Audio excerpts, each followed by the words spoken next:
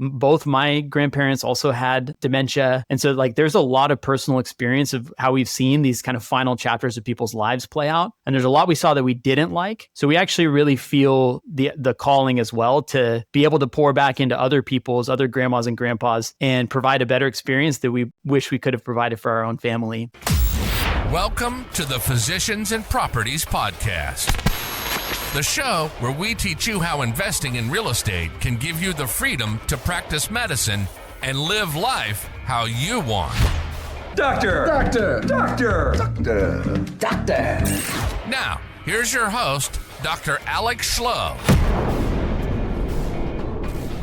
Hello, everyone. Welcome to another episode of the Physicians and Properties Podcast. As always, I'm your host, Dr. 𝐓𝐢𝐻𝐿𝐽, and today's episode was really special. I had the opportunity to interview a good friend and now a partner, Aaron Amin. This episode was incredible. We talk all about getting started in assisted living, the lease-to-operator model, the power of community mentorship, and just how that can help you grow so much faster and help you achieve things that you could not imagine. Aaron and his wife, Andrea, are now working on an incredible project, 2 16-bed memory care mansions in Texas. We talk a lot about that project, everything that they've done to get that project ready, and we talk about how you can have the opportunity to invest in this project. So if you're interested in getting started in assisted living, investing in assisted living, or you just want to know about the power of community, this is the episode for you. At the end of this episode, we talk about a webinar that we are hosting on June 30th. So if you want to learn more about how you can invest in this incredible opportunity where you can help provide exceptional care to seniors who need it most in Texas, then go ahead and join the webinar or reach out to Aaron or myself. So without any further ado, let's get started with today's episode all about assisted living and memory care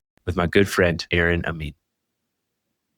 Aaron Amin, buddy, welcome to the Physicians and Properties Podcast. So glad that you're here. Really excited for the conversation that we have planned today. How is everything going in Texas?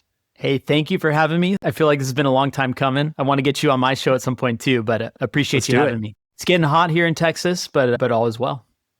Awesome, man. Well, excited to have you on the podcast. It's been really cool. Obviously, we've known each other for quite some time. Also in Action Academy, which we've talked about on this podcast, the power of community quite often in relationships. And I'm sure that'll come up throughout this podcast. But it's been great following your journey and seeing everything you've been doing in the real estate space and your podcast and coaching and now assisted living. So I'm excited to kind of unpack your journey here on the podcast for folks. So before we get started, do you mind just sharing a little bit about yourself?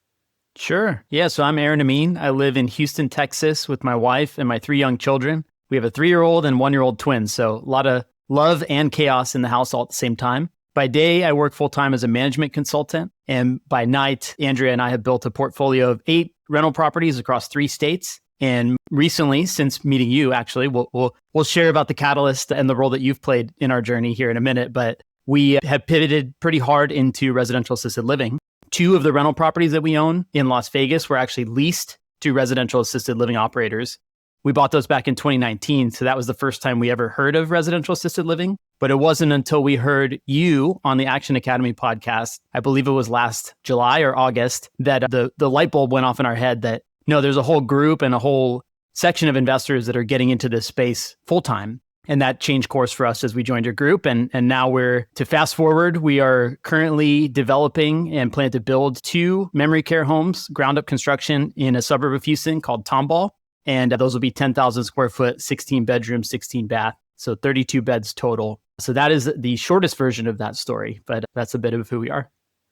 That's awesome, Aaron. Yeah, it's a great story. Honored to have played even just a tiny, tiny piece to your journey in assisted living and so forth. That really means a lot. And I'm glad that you were tuned into that podcast. For folks who haven't heard that Action Academy podcast, we'll put that in the show notes as well. But really cool, and I think what's so unique about your experience, Aaron, is you have a broad spectrum of real estate experience, also on the coaching side of things as well. What drew you to assisted living?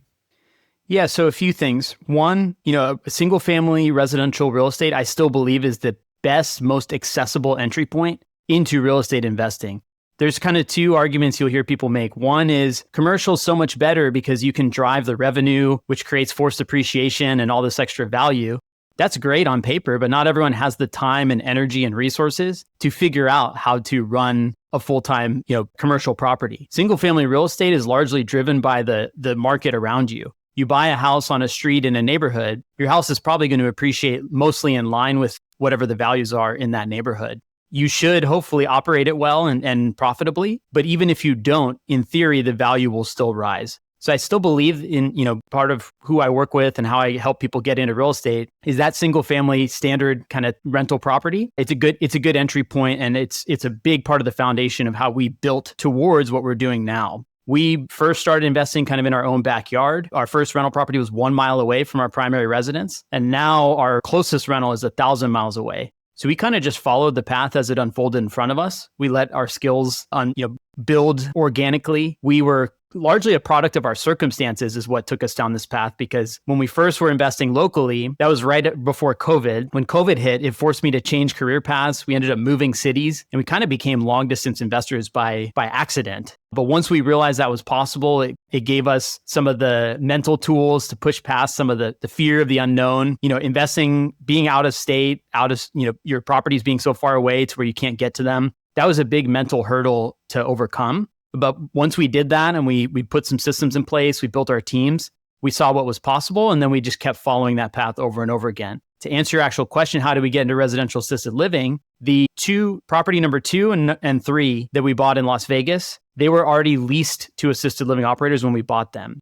So over the course of 6 years, as we built this portfolio, we kind of looked backwards and we said, what are the properties that are performing best and adding the most value? And also, which are the ones that we enjoy most? And we looked back, and those 2 residential assisted living properties, it's a strategy I know you and your partners use a lot, which is lease-to-operator. They were the lowest headache. They were paying significantly above market rent, no vacancy ever.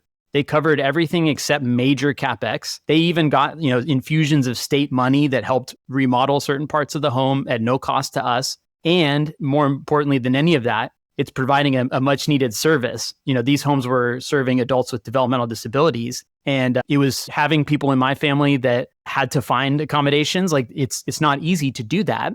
And so providing a residential environment where people can get those services and live hopefully the closest thing to a normal and high quality lifestyle as possible, that felt good too. So I think it was kind of the recognition that not only financially does it make the most sense, but it has that impact and opportunity for enabling people to live their best lives. That intersection really resonated with us. And once we heard your podcast episode that we mentioned, that really, it hit the exact moment that we were having that reflection. And that's what kind of led us down this path.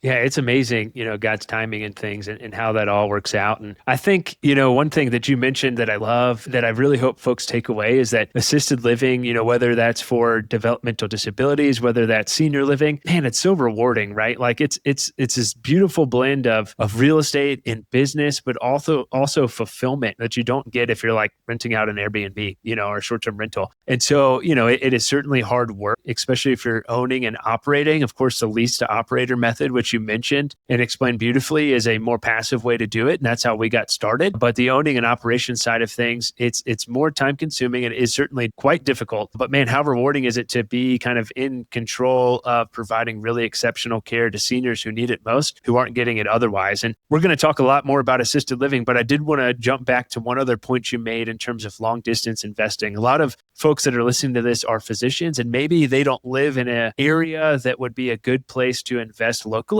and they're scared to invest long distance. So you did mention that was a big mental hurdle for you to jump through. What did that hurdle look like? What were some things that concerned you investing long distance, Aaron? And then what were some ways you overcame that?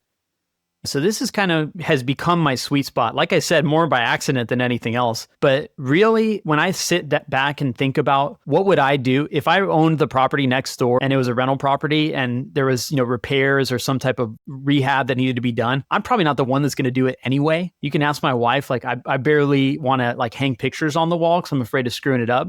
So it's also a little bit of internal reflection and just knowing where can I add the most value as a real estate investor? And for me, it's not putting my hands on the home. So some of it was that. But second is there's just this fear of the unknown that we all sit with. Doesn't matter what the context is. People don't like ambiguity. People don't like uncertainty. And when you're not near an asset, especially something where you have a lot of money tied up, you instinctively start gaming out the worst case scenarios of what could happen without really pausing to, consider what is most likely to happen. One of my favorite quotes is, risk is what's left over when you think you've thought of everything. And I think a lot of people get stuck in their own head trying to de-risk everything down to nothing. And that's just not possible. So I had to change my relationship with risk. And I had to really get past this idea in my head that I had to control everything. Part of my story, which we probably don't have time to unpack right now, I am a recovering alcoholic, and I spent a lot of time, a lot of inner work trying to come to peace with the fact that you cannot control everything. And that was a really pivotal turning point in my own mindset. Now, tactically, what does that look like? Putting teams on the ground, building systems that you can trust, building something that fits into your life, right? Do you want to be super hands-on and involved in your business, or do you want to have a team and people that are running that business for you that you can manage and keep track of? So I think some of it is just optimizing for your skills, your lifestyle, and then putting the right people in the right seats. I do think there is a skill to understanding what types of questions to ask of these teammates. In rental properties, it would be a property manager, an agent. In residential assisted living, you're also potentially vetting operators, placement agents, whoever it might be. But at some point, it's about building the right network, getting past those hurdles of fear, and then trusting the systems that you put in place. Absolutely. That was a perfect answer. And I think one key thing that you hit on too is like, you're not going to be the one that's doing the repairs, right? Like you're still going to hire someone, like a busy physician that's listening to this. Even if you own the house next door and you need it, everyone's afraid of toilets, right? Like you need to replace the toilet, you're still going to call someone to do that, right? So it really doesn't make a difference. All of our rental properties, except for our basement, which we house hack, some of them I haven't even seen. All of our assisted living ones, I've never even seen it in person, which is pretty crazy when you think about it. But, with all the technology that we have these days, and with Zoom, and with able to video walkthrough, and with the 3D, renderings, and the, I'm blanking on the name of it, the Matterport that you can just, essentially walk through the house. Like it is easier to invest long distance than it's ever been. And it hasn't changed anything. Something breaks, we still call a handyman. And so it is not as scary as you think it may be. And maybe investing long distance is going to offer better returns or get you the opportunity for a really sound real estate investment that you wouldn't have otherwise if you were stuck with your backyard. Yeah, I think that people sometimes also get a fear of a blank map where once they decide that, maybe I am comfortable with investing long distance, then they get overwhelmed by the idea of, well, where should I invest? And that's where you guys in Row Room, you have a framework that basically is like a build your own business plan type thing. And one of the very first questions that you ask is like, what's the location? Right? So how do I find out in assisted living, what are the local regulations and requirements? What's the timeline for getting things like permits and licensing? These things can have a dramatic impact on whether an investment's viable for you or not. And so picking that location and opening up, getting out of the constraints of your home market, it provides more options for you, which in turn, lets you figure out where's the best place you can place your money and make the most impact while still meeting your own personal goals.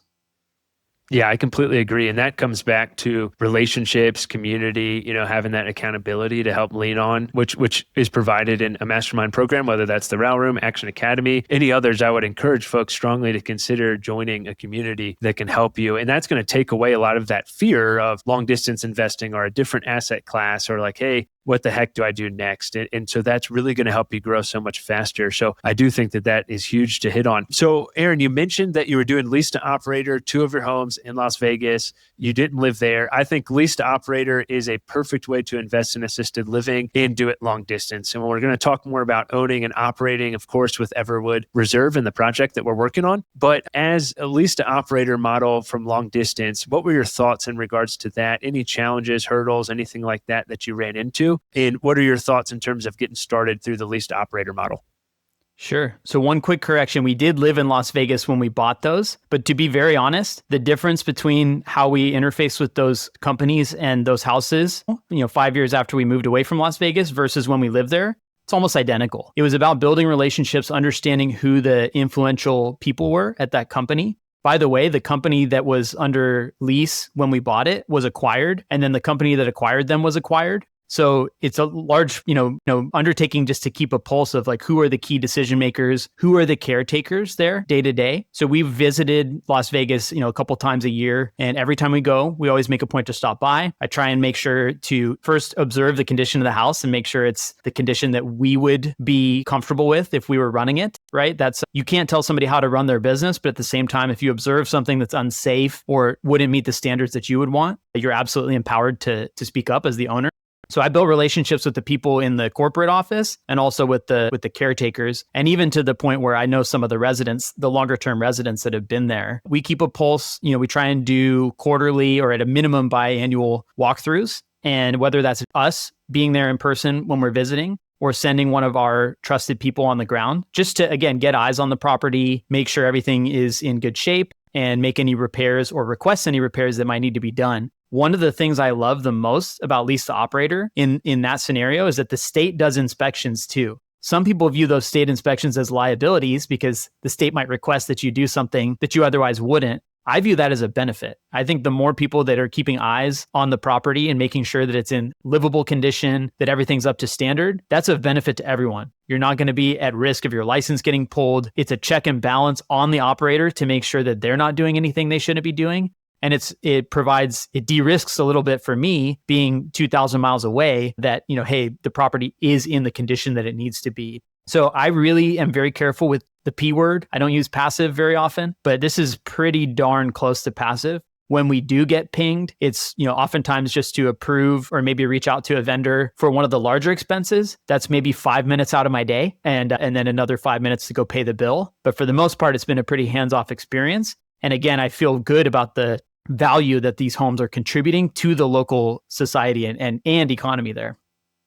Yeah, I agree. I think that is all really good points. And yeah, we for example, right now, one of our Lease-to-operator homes, the air conditioning just broke and it's Phoenix, Arizona, right? So it's really hot. And so that has been a fairly difficult thing to handle. But again, it just required a few phone calls. We talked to home warranty folks. We talked with the heating and air company that's going to come replace it. And unfortunately, it's still quite a big bill. But, these things do happen. And outside of that, right, it is quite quote unquote passive. And I've talked about it multiple times on the podcast that truly passive income does not exist because you're still even doing due diligence on a deal if you're just doing mailbox money or private lending or something else that's even more passive. And so I do agree. But yeah, the Lease-to-operator model, especially on the assisted living side of things, if you want to own the real estate and be in control of at least the real estate, doesn't get any more passive than that for sure. So thanks for sharing that, Aaron. I will say one other caveat for folks on the Lease-to-operator model, and I'm sure Aaron can attest to this, is it is all dependent on your operator, right? And so everything relies on your operator. That is your sole tenant. And so you have to make sure that you're vetting the operator well, that you're asking them all the right questions. You make sure that they have their heart in the right place for taking care of seniors or developmental disabled individuals. And so that is really, really important to do that, to vet them, make sure their financial background looks good, make sure they have cash reserves, make sure that they ultimately, as I mentioned, are in it for the right reason. And so because things can really go south if they're not, and they realize oh, this is actually really hard work. I don't think I can do this. I want to break the lease. And then you're kind of stuck trying to find another operator. So that's really important as well. Absolutely. And I would also say in comparison, I am a single family rental property owner. That is where I view the majority of my foundational skills and exposure to real estate came from. Comparing Lease-to-operator assisted living to a standard rental property, it's a lot less day-to-day oversight. You're not having to deal with lease renewals every year and vacancies and people leaving your houses trashed and stuff like that. I'm not saying not to invest in single family. I'm just saying compared one next to the other, Lease-to-operator with a good proven operator, like Alex mentioned, can be a really good way to own those single family type homes or potentially even larger ones, depending on what strategy you're going after. Agreed. Yeah. And it's the best opportunity to cash flow in this current environment. I mean, we've seen where the real estate market is and how hard cash flow is. It's really hard to find a good long-term rental that's going to cash flow in this market with interest rates where they are. And so this is an awesome opportunity to do that on more of the passive side. And, for example, our Lease-to-operator homes, they cash flow as well, if not better, than a really well-run Airbnb. And I can say that because we have an awesome, unique Airbnb geodesic dome property in the mountains of Colorado. That causes way more headaches than our Lease-to-operator model does. And so it's just something for folks to consider. And if you want to know more about that, feel free to reach out to Aaron or myself and check out the Row Room and we can talk more about the Lease-to-operator model. But Aaron, let's pivot now to something way more exciting than Lease-to-operator. Let's talk about the project that you're working on right now. So let's get after it, man.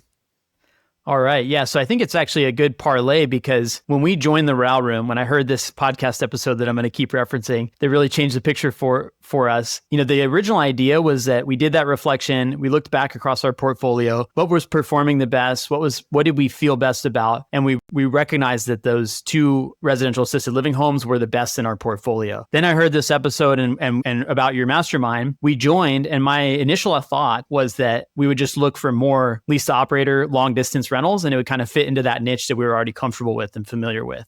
What we found instead, as the more we learned about not only the opportunity and the incredible demand that already exists, but the 15, 20, maybe even 30 years of tailwinds of that demand increasing, and then the lack of operators and people that are there to fill that need, we kind of grew, we being my wife and I kind of grew towards, maybe we could actually operate this ourselves. We went through all your onboarding. There's another thing we haven't really talked about yet, which is also like figuring out what's your end goal and what are the problems you're trying to solve in your own life. Like what are the things you want to enable? And what we kind of concluded is that single family rentals and even lease to operator probably were not going to get us to the financial goals that we had for ourselves, nor was it going to probably make the impact that we knew we wanted to have. So the more we learned, the more we got comfortable, the more we surrounded ourselves with other people in the Row Room who had made this commitment that they are going to launch their own assisted living homes, the more courage we had to explore, a bigger and better vision for what we want to do. So fast forward, and what that means is that we ended up signing up for a mentorship with 𝐓𝐻𝐻𝐸𝐴, who does the memory care mansion model. And so we combined a lot of the resources and network and support from the Row Room, along with Brett and his team's tutelage. And we scoped out our own memory care mansion project here in Tomball, Texas, northwest suburb of Houston. And so since last September, we have been scoping out this project. It's June as we're recording this. And we went under contract on 7 acres of land at the end of January. And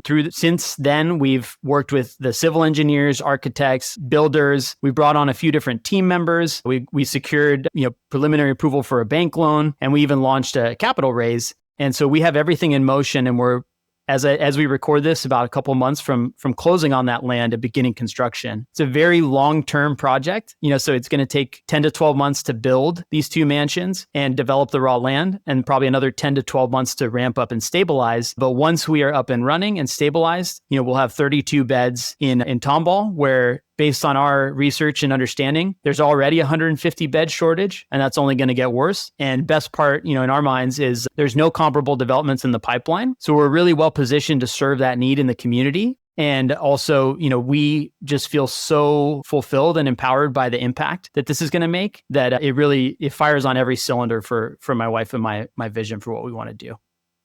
Absolutely. Yeah. You and Andrea have done amazing things. As soon as you guys got into the Row Room, we're like, man, these folks are going to crush it. And you certainly have. And shout out to the Red Pod as a whole. You guys are all just crushing it. And so it's been really cool to follow along on the journey. The other thing that I think is worth mentioning was how excited Tomball, Texas was for this project. When Andrea and yourself presented what you were looking for with the space and the land, do you mind telling folks a little bit more about that and kind of the zoning difficulties that may have come up?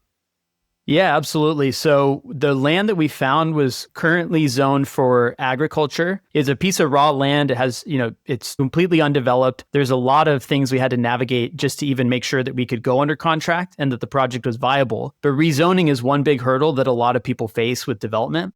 We had to actually work with the seller, since we're in a long escrow period, to cooperate to submit for rezoning before we even close. So first, we had to find a seller that bought into our vision and supported the project that we were trying to do, was willing to have a long escrow period, and was willing to sign on the line for rezoning applications. Then from there, we had to take it to the city of Tomball. They had 4 different checkpoint milestone meetings. So it's about a 3-month process. You have to take it, you have to make your initial case for what is the project, what is the purpose of the rezoning. They have to put communications out, both written, they put it in the local paper, they mail all the surrounding neighbors, and they basically put the good word out in the city to see if anybody objects. And then there's a council of people that come in and ultimately vote on whether they approve or deny the rezoning. So again, there were 4 checkpoints, but Andrea, my wife, she went and made the case, and the support was unbelievable. So if one of the meetings she made, here's the vision, here's the need, here's our understanding of what we can contribute. And then the council members actually went and did their own independent research. They started calling around different homes, seeing, are they full? Is there a demand for this? Like, what is the sentiment around this in our community? And they came back and they had nothing but nice things to say about, not only is this project needed in our community, but this is the type of thing that we would want to see in a commercially zoned property. We don't want to see somebody come in and build some 200 unit luxury apartment building in our nice little town of Tomball that's known for, Southern hospitality, and it's a lot of farmers, right? Like, so this fit the vision of their city too. And it even culminated in the mayor, who was at the final meeting, shaking my wife's hand and saying, welcome to Tomball. So that's the type of stuff where, you really feel that when the cities rally behind you, you can see that they have, in their own words and own research, validated the impact that you can make. That's what gives us determination when we're fighting through a lot of the other red tape and difficulties of the project too. Yeah, I love that story because it shows the need, it shows the impact that you can have on the community, and it shows how well you guys really prepared for those meetings. I mean, they were ready to give Andrea a key to this thing and let her become like assistant mayor, which is awesome. And so I think that, the big takeaway from that for folks that are listening is that zoning changes may need to happen, but it's really important to share your vision, share your journey, share the story, share your why. And a lot of times these different municipalities, they don't even know what residential assisted living is or what a memory care mansion is. So they hear assisted living and they immediately think like this big box facility. Once you guys explain like, hey, we're building 2 16-bed luxury memory care mansions that are going to be absolutely incredible and like add to the landscape and provide this great service and provide jobs. Like what a win-win for Tomball. And so like really, really excited about that. And not to mention that you guys did your due diligence and saw that 150 bed shortage. Aaron, what are some other things that you're really excited for about this project?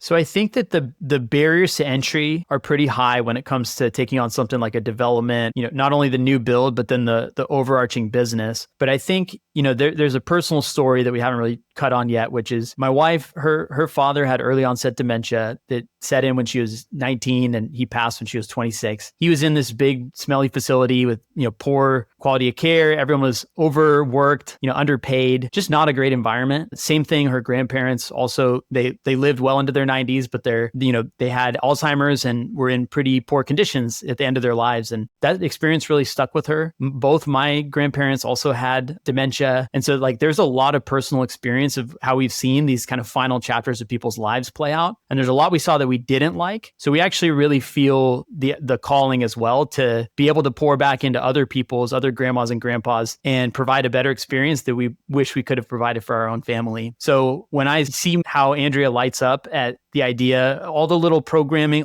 no detail is too small to her as to how to enhance the experience and make people feel welcome, personalized care, all this stuff. So really excited about some of the program that we're going to be able to offer and how we plan to up-level the quality of service. And then honestly, the profitability and all the back-end business, it's built upon the quality of the service. So this is something that we're grateful in the RAL room, that it's not just a bunch of investors looking at dollar signs thinking like, oh, this is a great financial opportunity. It's like, no, this is an opportunity to make an impact. And if you do that, if you do lead with service first and quality of care, then the profits will follow. So I think that's one element that we feel great about. We've built what we think is a rock solid business plan. We've designed the returns for our investors to reward, they're taking on some risk. It's a development project. There's a lot of things that have to go right, but we really feel like we've built a win-win deal that can be a home run for everyone involved. So just excited to be able to socialize that, share it with our investors and the community at large. Yeah, absolutely. And, we're so excited to partner with you guys on this project because we see your passion. Like I mentioned, we love you guys and we're so proud of what you guys have already done and accomplished and all the hard work that has happened. So Charlie, Luke, and myself are excited for the partnership there and, really excited for this project to kick off. I think too, like you mentioned, Andrea's programming and leaving no stone unturned and just the level of care that folks are going to receive at Everwood Reserve, dude, just is so exciting and blows my mind. And that's why we started the RAL room, as you mentioned. Like, imagine a world where the baseline, or not even the baseline, that's probably not the right term, but the expectation is care as good as folks are going to receive at Everwood. That's what I want for my grandma, my grandpa, my mom, my dad when that happens. And the only way this is going to happen is if we all open tons more of these homes. I mean, we've already talked about the shortage. I mean, we're 1 million beds short. We're $1 trillion development wise behind in terms of investment. Like the need is so massive and the supply is not there, and it is in no way keeping up with the demand to come. But imagine if we can shift the paradigm of senior living to be as good as what Everwood's going to be. And so like, man, it's just such an exciting project. We're so pumped about it. Not to mention the returns are fantastic as well. And one thing I'll add too, right? I appreciate that. And putting ourselves in a room with people where everyone has that aligned philosophy and sentiment. I mean, the RAL room is full of go-givers, people who actually do care. They care more about the quality of care than they do about the profits. Obviously, the profits are important, especially when you're trying to run a business that's going to sustain. But I really do appreciate that because I don't think that every room full of investors is thinking about the service first. There are plenty of people that are driven primarily by money. And one of the things that drew us to residential assisted living is that the average person that actually gets into this and sticks with it, they do have that big heart. And those are the type of people we want to be surrounded with. And I know listeners to this show, folks most likely in healthcare, like you enter because you have a big heart. And being able to serve people in that way is incredibly important. Same thing with the mentors and the groups you choose to join. Like, do these people share your values? And can you see getting into these big complicated projects together and weathering the storm because your belief in the cause is great enough to overcome. So I just wanted to add that element too.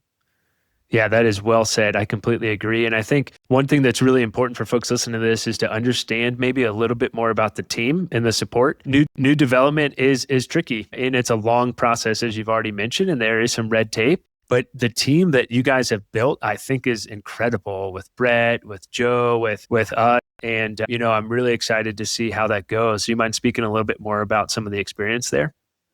Sure. Yeah. So, core to the team is my wife and I. Andrea's got a background in social sciences. So she has a master's degree in community development and really understands just the different stages of development of the human mind. She also has a background in nonprofit and program development and management. So again, very people-oriented, not only from a tactical standpoint, but how to really understand, what drives people. That combined with her personal experience in senior care, she's really bringing a lot to the table there.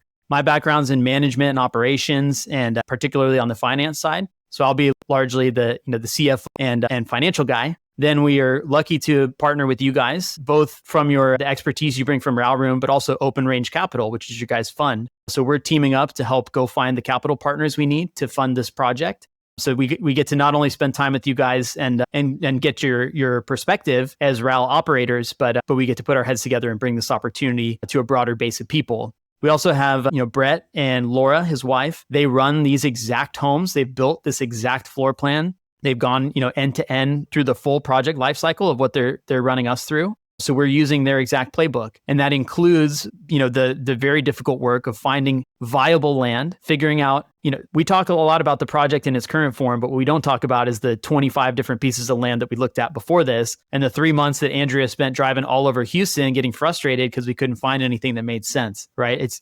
That is actually a good thing, right? That we had a steady hand and someone with experience that could help us say no to 25 pieces of land before we found the right one. Because, without someone with that perspective and experience, we might have landed on something that wasn't a good fit. So Brett and his team are bringing that end-to-end project support. And beyond that, we found a great local GC who has 40 years of experience in Tomball. Their office is about 2 miles away from the land. They know this place inside and out, above ground and below ground. And we just feel like we have a really well-rounded team that can cover all the bases that we need to cover. And we have the right perspectives to help prevent us from making mistakes, but also realize the upside and the different ways that this business can succeed and add value.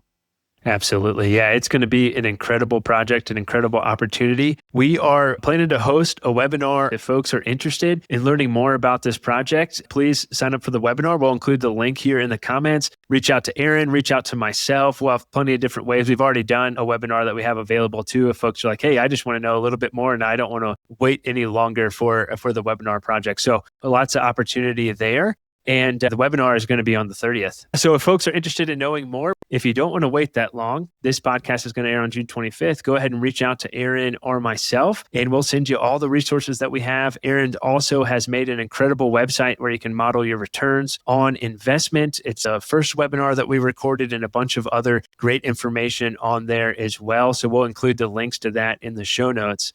Aaron, anything else that you want to add?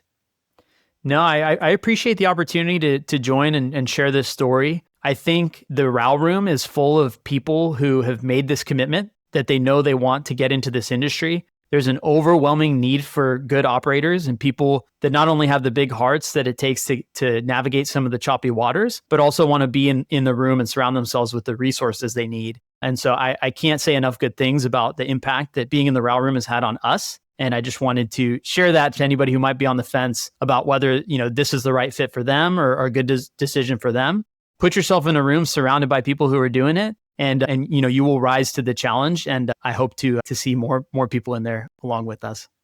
Yeah, we did not pay him to say that too. So thanks, Aaron. really appreciate the kind words and the feedback there. Well, folks, we're excited for Everwood Reserve. We're excited for this project, Tomball, Texas. The seniors that live there are going to get some really exceptional care, and just we want you to join us on this journey if you're interested. So without any further ado, we'll go ahead and wrap things up. And with that, it is Aaron Amin and 𝐓𝐢𝐦𝐻𝐿 with another episode of the Physicians and Properties podcast, signing off. Hey, real quick, if you're still listening to this, I'm assuming you got value from it. So I need your help specifically. My 2-year vision with this podcast is to help 100,000 physicians learn how investing in real estate can give you the freedom to practice medicine and live life how you want. There are 2 main ways that a podcast grows. One is through ratings and reviews, and the other is word of mouth.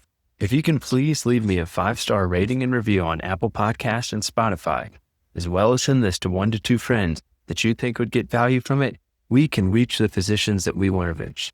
Thanks in advance, and talk to you on the next episode. Please note that the information shared on this podcast is for informational purposes only. It should not be considered financial or medical advice. The views expressed on this podcast are those of the host and the guest and do not necessarily reflect the views of the Department of Defense or the United States Air Force.